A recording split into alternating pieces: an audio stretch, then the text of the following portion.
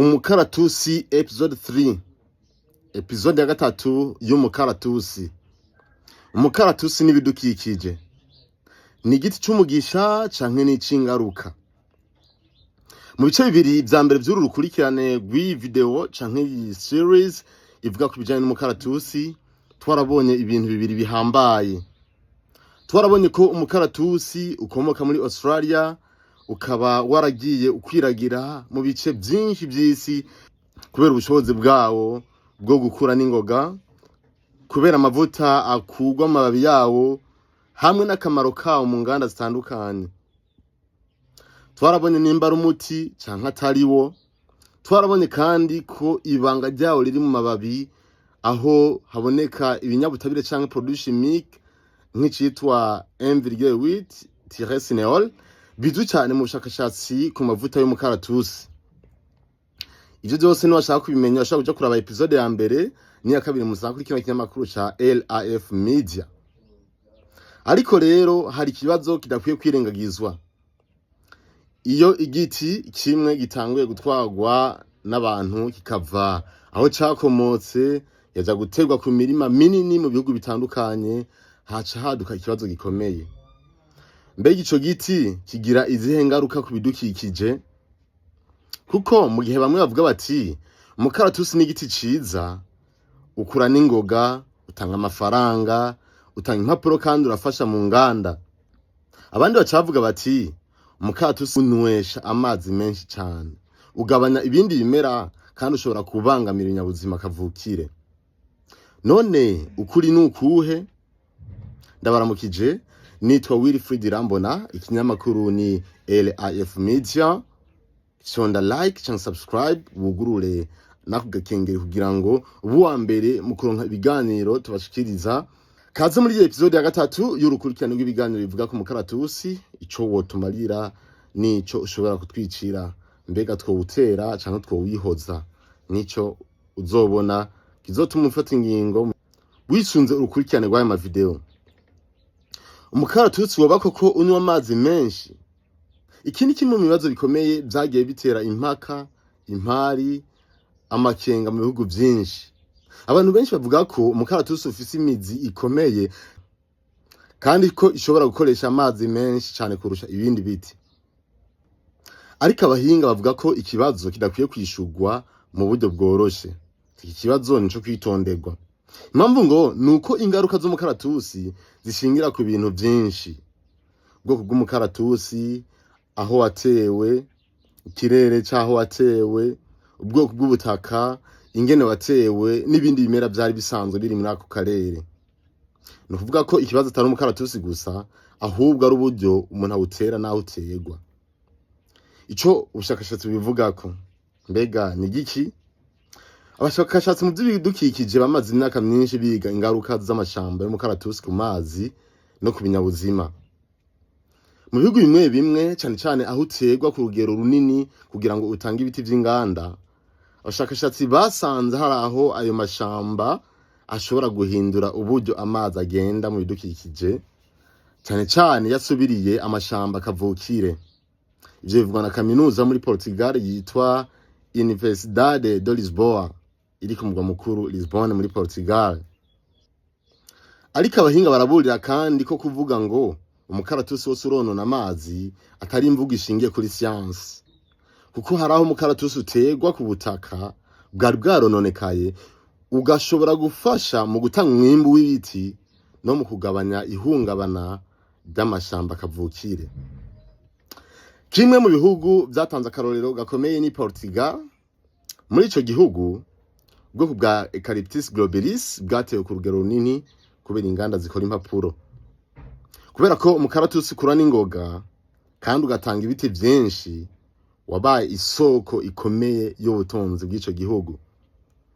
Ariko uko imyaka yagiye irahera, hatangwe kuvuka impaka, impari, amakenga ku ngaruka zawo.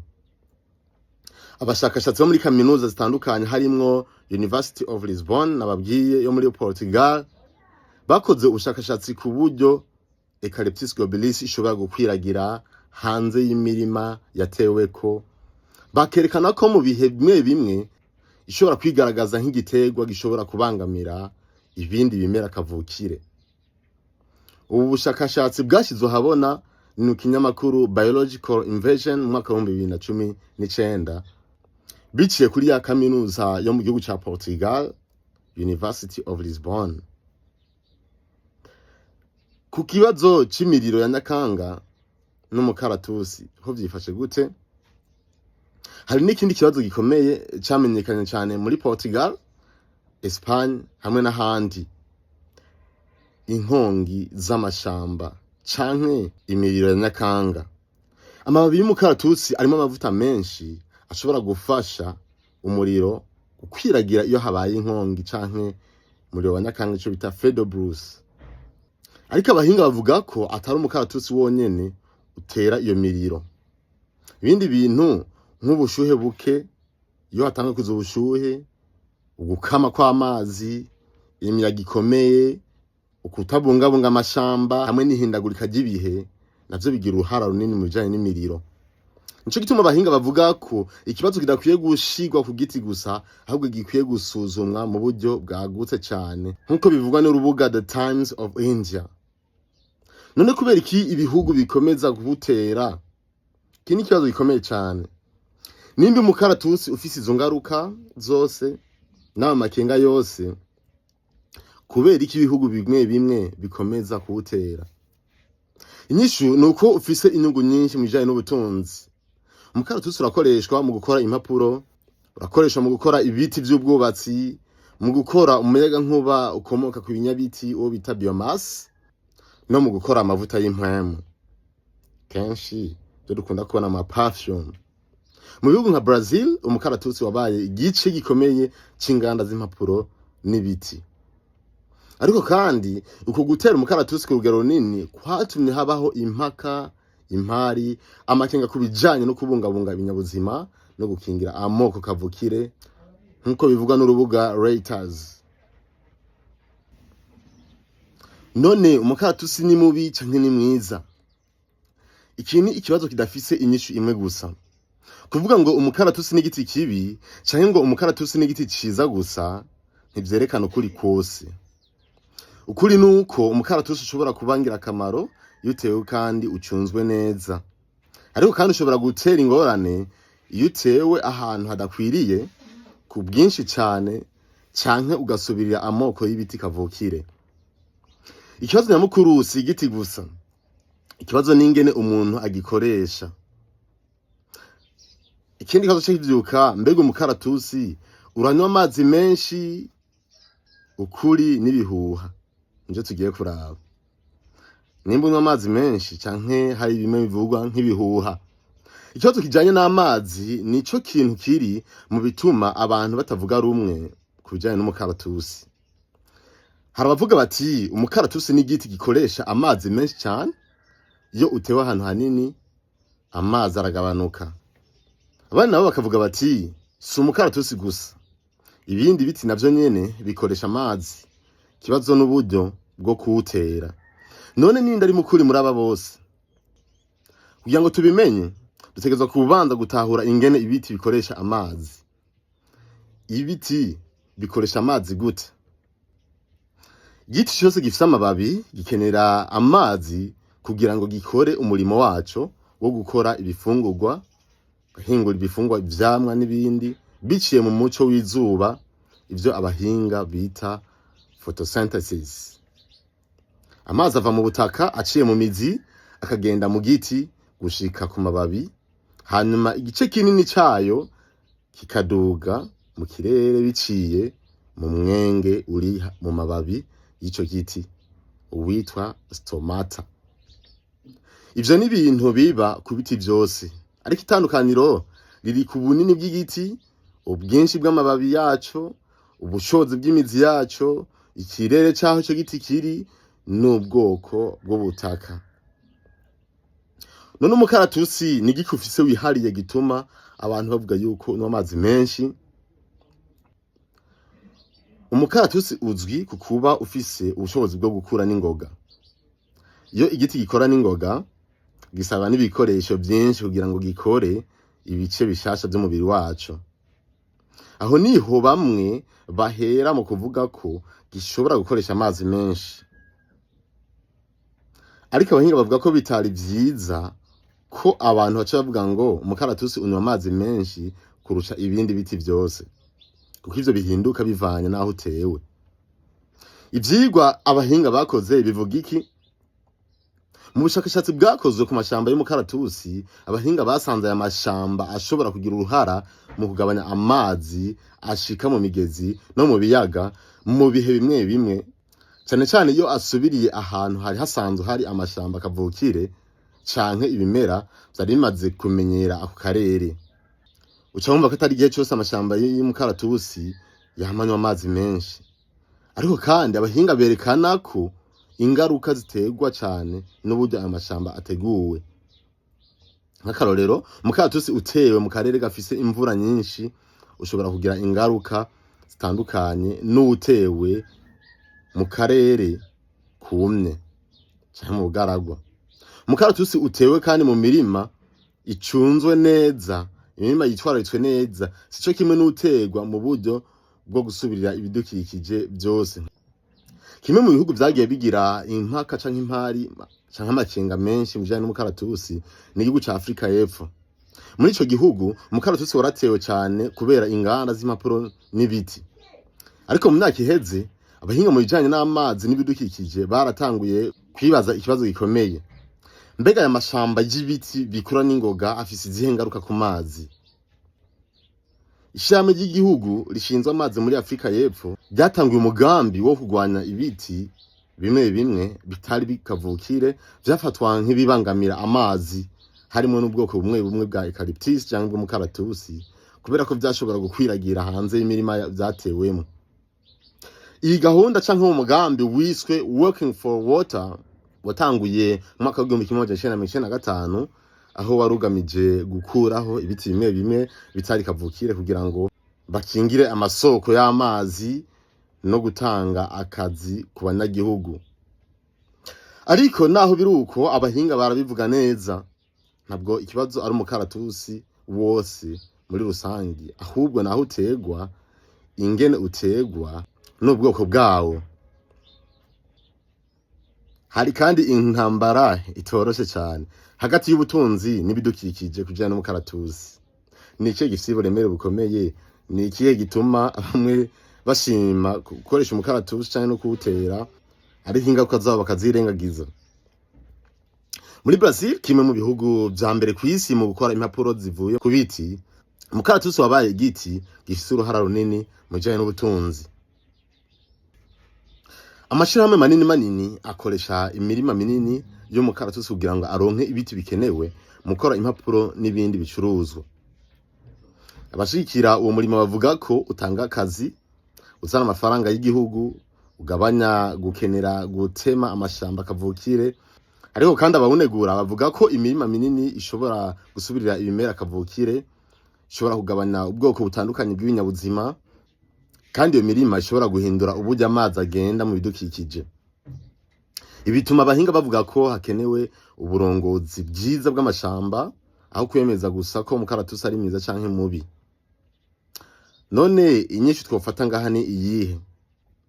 Umukaratusi si umwansi w'ibidukikije ku buryo bwose, kandi si umuti w'ibibazo vyose.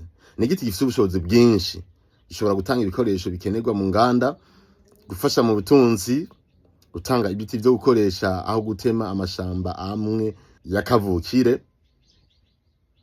Ariko gishobora kandi gutera ikibazo iyo gitewe ku bwinshi ahantu hadakwiriye, kubangamira ibindi bimera kavukire, kugira ingaruka ku mazi yo kidacunzwe neza. Umukaratusi n'imiriro, kubera ko ishobora kugira uruhara mu gukwiragiza inkongi z'amashamba canke imiriro ya nyakanga.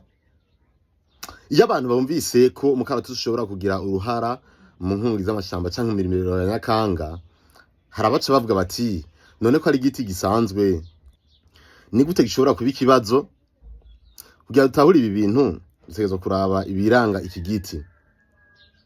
Amababi y'umukaratusi arimwo iki? Nkuko twabibonye mu gice ca kabiri c'ino episode, canke kino series cyano rukurikirana kwa nama video. Amababi y'umukaratusi harimo amavuta y'impwemu ayitwa essential oils, harimwo cyane ikinyamabutabire canke produit chimique yitwa MVG wheat teresineol, shobora kwitwa kandi eucalyptus, hamwe n'ibindi binyabutabire bitanga impwemu. Aya mavuta niyo atuma umukaratusi ugira akamoto kihariye, ariko kandi aya mavuta ni ibinyabutabire canke produit chimique bishobora gufasha umuriro gukwiragira mu gihe habaye ubushuhe buke n'umuyaga mwinshi. Nuvuga iyo ubushuhe bwiyongereye nubwo buba ku rugero ruto hakaba n'umuyaga mwinshi, izi produit chimique zishobora kuba zigira uruhara mu gukwiragiza uwo muriro. Nico gituma mu bice bimwe bimwe by'isi, cyane cyane muri Australia, abahinga mu vy'umuriro bamaze igihe biga ingene amashamba ari mu mukaratusi yitwara mu kiringo c'umuriro iyo hadutse umuriro wa Nyakanga. Abantu ba mu gihugu hagati nga mu Burundi cyangwa mu Rwanda murakunda kuraba nk'iyo habaye ugusobanya ingo hakoreshejwe amababi y'umukaratusi, ivyo bigaragarira akenshi bijya bintu biyo bicanye, urabona yuko ari ibintu biduza umuriro vyihuse cyane. Cubona amavuta arimwo uruhara afise kujanye n'umuriro. Muri Australia n'igihugu gifise inkuru ndende kujanye n'umukaratusi. Ico gihugu gifitaniye isano idasanzwe n'uno mukaratusi. Nkuko twabibonye mu gice ca mbere, ico gihugu nico cakomotsemo amoko menshi y'umukaratusi. Mu mashamba menshi yo muri Australia, umukaratusi nico giti ciganza. Nico gituma iyo habaye inkongi nini z'umuriro canke imiriro myinshi ya Nyakanga, abantu benshi baca bavuga bati umukaratusi niwo wabiteye. Ariko abahinga bavuga ko ico ciyumviro kidakwiye gufatwa nk'ukuri kose. Reka turabe inkongi zikomeye zabaye muri Australia mu mwaka wa 2019 gushika mu mwaka wa 2020, niyo myaka ibiri.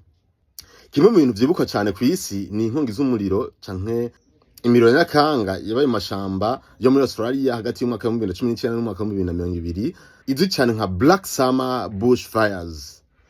Izo nkongi canke imiriro ya Nyakanga yateye mu bice bitandukanye bya Australia, iturira amamiliyoni y'amahegitari y'amashamba, yica abantu kandi itera ingaruka zikomeye ku binyabuzima.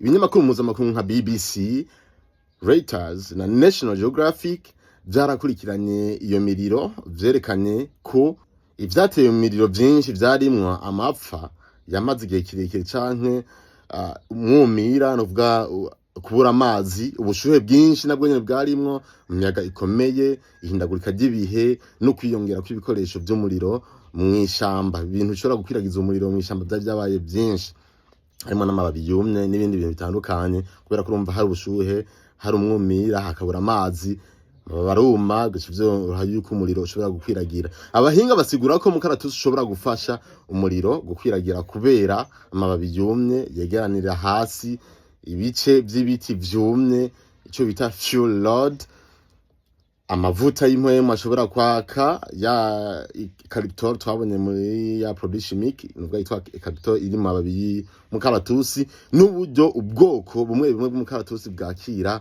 umuriro. Ariko ntibavuga ko umukaratusi ari wo wonyene utuma inkongi zibaho canke imiriro yaduka. Ikintu gitangaje nuko umukaratusi wamenyereye umuriro. Hano inkuru iba itangarije. Mu byukuri amoko menshi y'umukaratusi yo muri Australia yamaze imyaka ibihumbi abanye n'umuriro. Bamwe mu bahinga bavuga ko amwe mu moko yawo afise ubushobozi bwo gusubira kumera inyuma y'umuriro. Hari amoko ashobora gusubira gukura akoresheje ibice byo munsi y'ubutaka, kandi hari ayandi afise imbuto zishobora gusohoka neza inyuma y'umuriro. Ni ukuvuga ko umuriro atari ikintu gishasha kuri ayo mashamba. Ikibazo gishasha ni igihe inkongi ziba nyinshi cyane, igihe imiriro iba nyinshi cyane, ikaba ikomeye cyane, kandi ikaza mu biringo by'ubushuhe bukomeye. Abahinga mu bijanye n'ikirere n'ihindagurika ry'ibihe bavuga ko ihindagurika ry'ibihe ryahinduye uburyo imiriro ibaho mu bice byinshi by'isi. Raporo ya Intergovernmental Panel on Climate Change IPCC, novuga ikigo kijeje kuraba ihindagurika ry'ibihe, zerekana ko mu turere twinshi two kw'isi ubushuhe bwinshi n'ibihe byinshi, novuga ibihe by'umwumira, bishobora kongera amahirwe y'uko imiriro y'amashamba ibaho kandi igakomera cyane. Ivyo bisigura ko naho umukaratusi ushobora kugira uruhara mu byo umuriro ukwiragira, ntidushobora kwirengagiza ko hari uruhara rw'ikirere n'ivyo abantu bakora mu bidukikije bituma imiriro iba myinshi canke ikwiragira cyane. None twotera umukaratusi canke twowihoza? Tukabyihoza tukahagarika ibyo gutera umukaratusi. Iki ni ikibazo gikomeye cyane. Abahinga benshi bavuga ko nyinshi atari gutema umukaratusi yose, ahubwo bavuga ko hakenewe gutera ubwoko bubereye ahantu habereye, kudasubiriza amashamba kavukire yose n'imirima y'umukaratusi, gucungera neza ibibanza twateyemwo umukaratusi, gukuraho amababi n'ibiti vyumye. Ivyo birashobora kugabanya kwiragira k'umuriro, hamwe no kubahiriza amategeko yo gukingira ibidukikije. Ibi bishobora gufasha mu buryo bwiza cyane, ariko bigatuma igiti cy'umukaratusi kidahagarika gutegwa, ariko kandi kikabandanya ntigitemwe, ariko kandi gategwa kandi kazana bwa burusho bwose twabonye bijanye n'ubutunzi, kujanye n'impapuro dukenera n'ibindi bikoresho dukenera mu bijanye n'amavuta y'impwemu nk'uko twabibonye muri episode ziheruka. Ikintu nyamukuru twigira ngaha ni igiki? Umukaratusi n'akarorero kerekana ko ibidukikije bitagira ibintu vyose. Igiti kimwe gishobora kuba isoko ry'ubutunzi, isoko ry'ibikoresho bikenerwa n'abantu, ariko kandi kikagira ingaruka iyo kidacungerewe neza. Nico gituma abahinga bavuga ko ikibazo atari umukaratusi ni mwiza canke ni mubi, ahubwo ikibazo nyamukuru ari ni gute umuntu ashobora kuwukoresha adasambuye uburinganire bw'ibidukikije. Umukaratusi wobangamira ibindi bimera n'ibinyabuzima, cyo n'ikindi kibazo dushikiriye. Iyo igitegwa kivuye aho cyakomotse kaja mu bindi bihugu, abahinga mu bidukikije baca babanza kugira ikibazo kimwe: iki gitegwa kizobana gute n'ibimera byari bisanzwe biri muri aka karere tukizanyemo? Kuko hari ibitegwa bishobora kumenyera ahantu hashasha atangorane, ariko hari n'ibindi bishobora gukwiragira cyane bigatuma ibimera kavukire bigira ingorane. Aha niho ikibazo cy'ibitegwa byinjijwe ahantu hashasha, introduced species, n'ibitegwa bishobora kuba ikibazo ku bidukikije, invasive species, gitangurira. Umukaratusi ni igitegwa gitera ingorane hose canke? Nyinshi ni oya. Abahinga bavuga ko tudakwiye gufata ubwoko bwose bw'umukaratusi nk'uko bwoba butera ingorane cyangwa bwose bwoba ari bumwe. Oya. Abahinga bavuga ko hari amoko arenga amajana ya eucalyptus cyangwa umukaratusi, kandi ko buri bwoko bushobora kwitwara ukundi bivanye naho buri. Nubwo ubwoko bwose mu bwoko amajana y'umukaratusi bufite ingene bwitwara bivanye naho butewe naho buri. Ariko kandi hari naho ubwoko bumwe bushobora kuva mu mirima bwatewe ko bugatangura gukwiragira mu bice bidakwiye kuba bubamwe. Nuvuga reko umukaratusi ugiye gutegwa mu mirima icunzwe neza kugira ngo utange ibiti kandi ntutere ingorane zikomeye. Mu gihugu cya Portugal, kimwe mu bihugu byatanzwe akarorero keza gakomeye, katurabe akarorero kaho na kahe. Igihugu cyateye umukaratusi cyane cyane kubera inganda z'impapuro. Ubwo bwa Eucalyptus globulus bukomoka muri Australia bwabaye ingirakamaro cyane mu butunzi bw'iki gihugu. Ariko uko imirima y'umukaratusi yaguka, abahinga batangiye kwiga ingaruka zawo ku mashamba kavukire. Ubushakashatsi bwakozwe n'abahinga bo muri Portugal bwerekanye ko mu bice bimwe bimwe Eucalyptus globulus ishobora kugira ubushobozi bwo gukwiragira hanze y'imirima yatewe ko, bigatuma habaho impari cyangwa amakenga ku buryo bwo kuwucunga. Ibintu bisigura ko umukaratusi wose muri Portugal ari ikibazo, ahubwo byerekana ko gutera igiti ku rugero runini bisaba imigambi ikomakomeye yo kuwucunga neza no kuwitwararika. Ni gute none igiterwa kimwe gishobora kubangamira ibindi? Iyo igiterwa gishasha gishitse ahantu, gishobora gukoresha amazi n'ibiribwa biri mu butaka, gishobora kwifatira akarere ibindi bimera byari gukuriramwo, gishobora guhindura uburyo ibindi bikoko bironka ahantu byoba, gishobora guhindura akame k'ubutaka. Ariko ibi ntibiba kuri buri hantu kandi ntibiba ku rugero rumwe. Nico gituma abahinga batera kamoko kwiga ahantu imbere yo gutera igiti ku bwinshi ari ikintu ciza cyane. Umukaratusi n'ibinyabuzima mbega bibana gute? Amashamba kavukira barimwo ubwoko bwinshi bw'ibimera n'ibinyabuzima. iyo ishamba rimwe risubirijwe n'igiterwa kimwe gusa, abahinga bita iyo nzira monoculture, navuga gutera ubwoko bumwe gusa. Ikibazo ca monoculture nuko ishobora kugabanya ubwinshi bw'ubwoko butandukanye bw'ibinyabuzima. Nk'akarorero, inyoni zimwe zishobora kubura aho zironka ibifungurwa, udukoko tumwe tumwe dushobora kugabanuka, ibimera bimwe bimwe bishobora kubura aho bikurira. Ariko kandi amashamba y'umukaratusi ashobora kugira uruhara mu bindi bihe, nko gutanga igitutu, kubika carbone no kugwanya inkukura iyo utewe ahantu habereye. None umukaratusi urafasha canke uronona ubutaka? Iki ni ikindi kibazo abantu benshi bibaza. Hari abavuga bati umukaratusi utwara ivyunyunyu vy'ubutaka, abandi bati umukaratusi urafasha kuko ufata ubutaka ukaburinda inkukura. Ukuri nuko bishobora kuba byose bivanye n'uburyo ukoreshejwemo.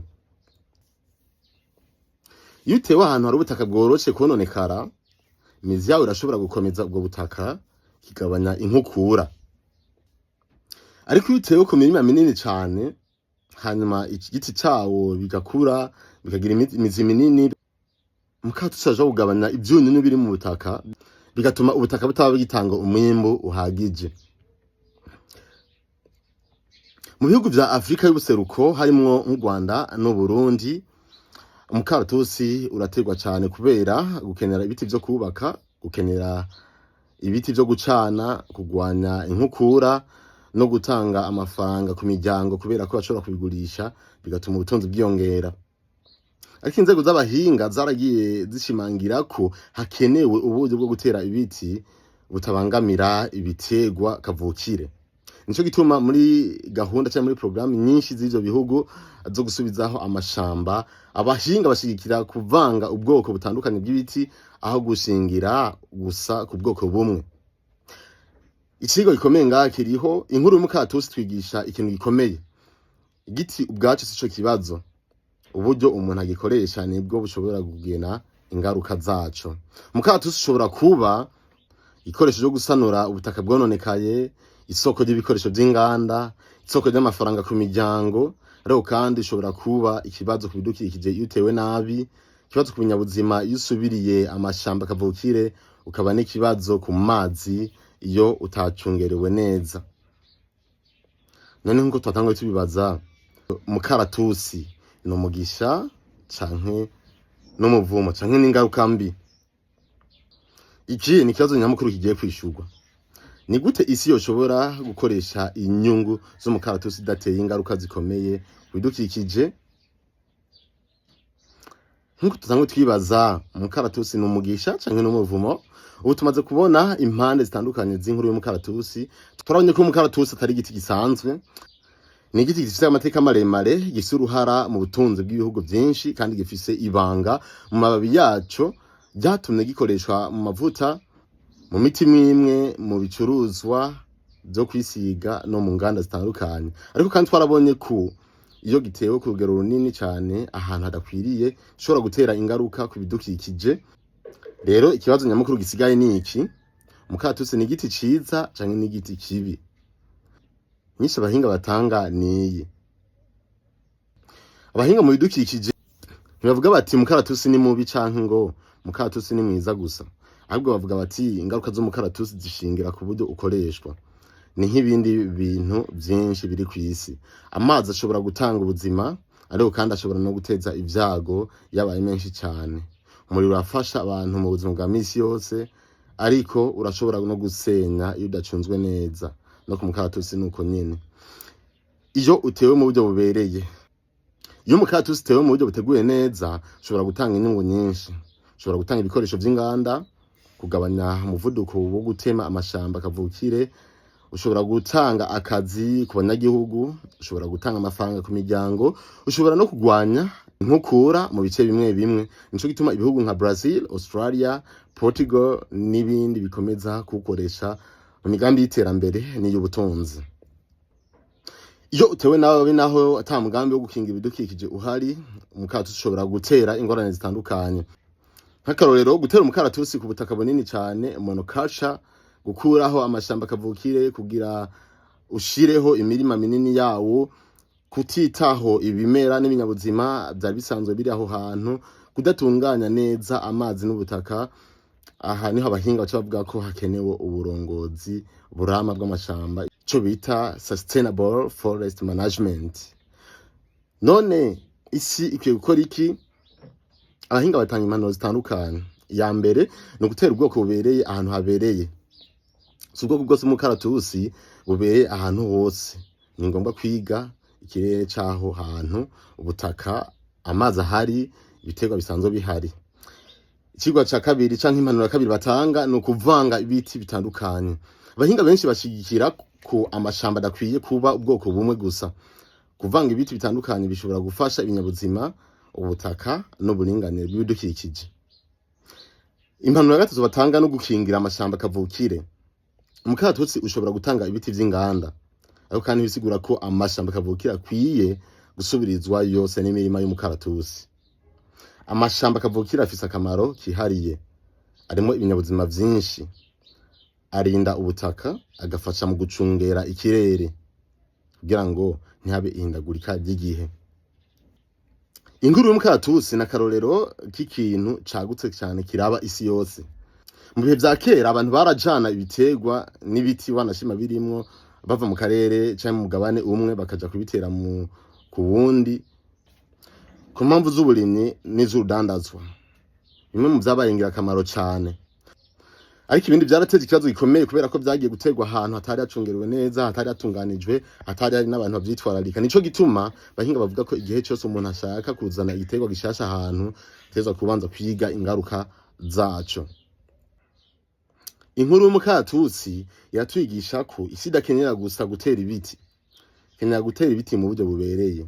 Kuko ikibazo si igitigiri c'ibiti gusa, ikibazo ni ubwoko bw'ibiti, aho bitewe, uburyo bicunzwe, n'ingene bibana n'ibidukikije. Igiti kimwe gishobora kuba inyishu ku bibazo kimwe, ariko kandi gatera ikindi kibazo iyo kidakoreshejwe neza. Mu gusoza tuvuga iki? Umukaratusi ni igiti gifise inkuru idasanzwe. Wakomotse muri Australia, ukwira isi yose. Wabaye igikoresho mu buvuzi bumwe bumwe, mu nganda, mu butunzi no mu buzima bwa misi yose. Ariko kandi wabaye intandaro y'impaka, amakenga ndetse n'impari ku mazi, ku mashamba no kubidukikije. Ukuri nuko umukaratusi atari umumarayika canke umwansi. Si ikintu ciza cyane tuvuga ngo kirarenze, ariko kandi si umwansi, ahubwo ni igiti. Agaciro kacu canke ingaruka zacu bishingira ku muntu, ku bumenyi afise no kubidagikoresheje.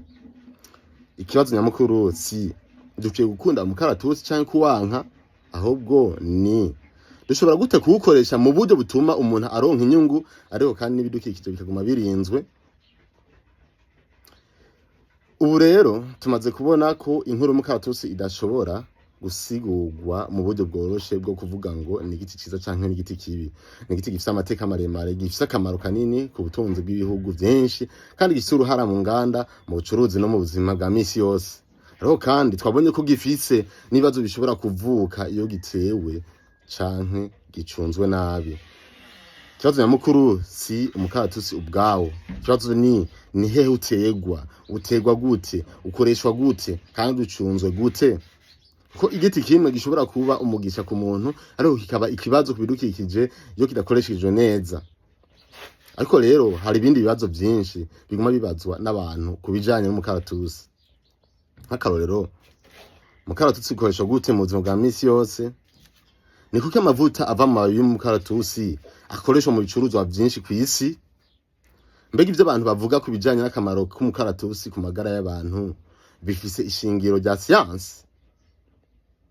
Ni bandi bakwiye kwirinda gukoresha amavuta ya eucalyptus? Kandi ni gute umuntu ashobora gutandukanya amakuru yizewe n'ibihuha bikwiragira ku mbuga ngurukanabumenyi? Ivyo nivyo tuzokwihweza mu gice ca kane, kazoba n'ica nyuma c'uru rukurikirane rwacu ku mukaratusi. Tuzokwiga ingene umukaratusi ukoreshwa mu nganda zo kw'isi yose, ingene amababi yawo ahindurwa amavuta akoreshwa mu bicuruzwa bitandukanye, ico ubushakashatsi buvuga ko inyabutare canke produit chimique ya MVG wheat cineol ariyo ita eucalyptus, ibyiza bishobora kuboneka naho bigarukira bivishye ku mukaratusi. Abantu bakwiye kwitondera gukoresha amavuta ya eucalyptus cyangwa umukaratusi hamwe n'impanuro z'abahinga gukoresha neza ibikomoka kuri iki giti. Kandi tuzosozera turondera kumenya ikintu kimwe gihambaye. None inyuma y'iyi nkuru yose, umukaratusi ni igiti dukwiye gutinya canke ni igiti dukwiye kwiga gukoresha neza? Nisho ntiri mu migani, ntiri no mu makuru akwiragira gusa ku mbuga nkoranyambaga bumenyi. Nisho iri mu bushakashatsi, mu bumenyi no mu buryo umuntu abana n'ibidukikije. Nimba ushaka kumenya ukuri kose kubijanye n'umukaratusi, ntuzocigwa n'igice ca 4 cyangwa igice ca nyuma kino episode cyangwa kino series cyangwa urukurikirane rw'amavideo ava ku mukaratusi, kuko ari tuzoshimika cyane kuri ibi bintu byose, akamaro kawo, uburyo ukoreshwa, ibyo abahinga bavuga n'ibyo umuntu wese akwiye kwitondera. Nitwa Wilfried Irambona, n'amakuru ni Life Media. Mukore subscribe, like, share, musangize kino kiganiro nshuti n'abagenzi nimba bona cyo bashifasha. Tuzosubira mu kiganiro ca nyuma mu rukurikirane rw'ino episode ya 4 izova kuri ibyo byose tabashikije. Bye bye, have a vista, muroranirwe mu mirimo yanyu.